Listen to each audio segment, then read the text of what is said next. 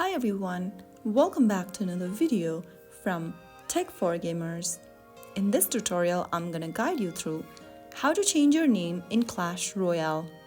To change your name on Clash Royale, first of all, launch the Clash Royale app open on your device and on the main screen, tap on the hamburger menu at the top right.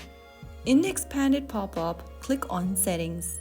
You will then open up the Settings menu where you will be able to find the Change Name option. Simply tap on that, and then in order to change your player's name, you'll need to spend 500 gems. If you don't have gems yet, you'll see this red highlighted option. Simply tap on that and purchase enough gems.